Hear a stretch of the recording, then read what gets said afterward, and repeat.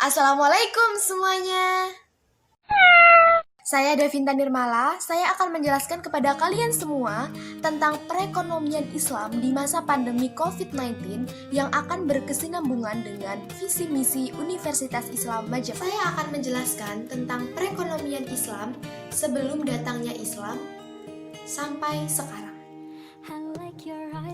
Islam lahir di tanah Arab, di mana masyarakat sangat dekat dengan dunia bisnis dan perdagangan. Sebelum Islam datang, bangsa Arab biasa menopang hidup dengan jual beli.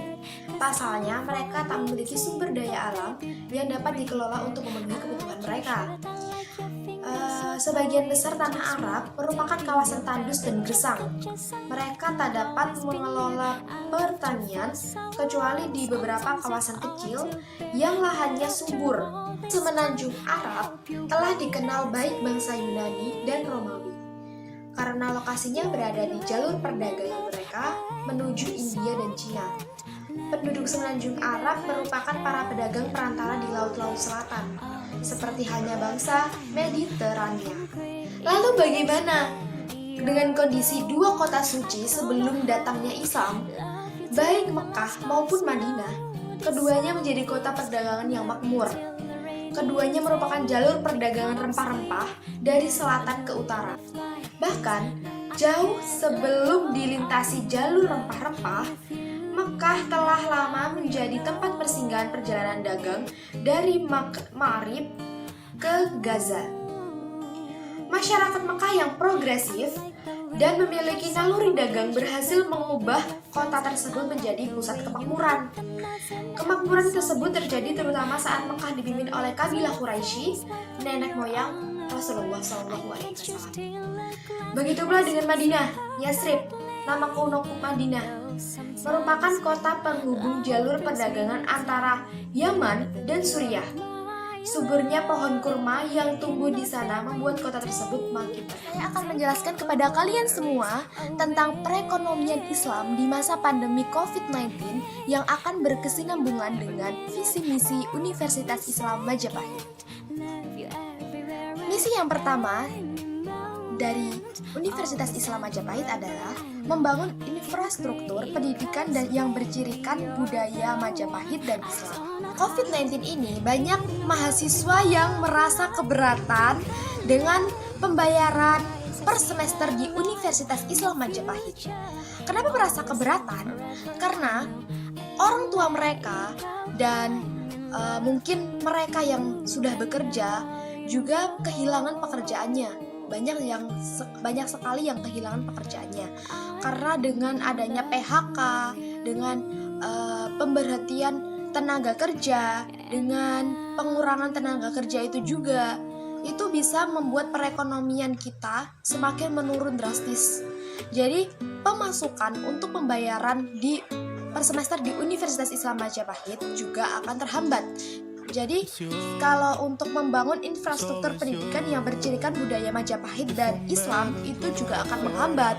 Jadi, banyak sekali yang merasa kesusahan dengan ekonomi mereka di masa pandemi. Universitas Islam Majapahit yang kedua adalah mengembangkan keunggulan pendidikan, proses pembelajaran, sarana prasarana dan lulusan.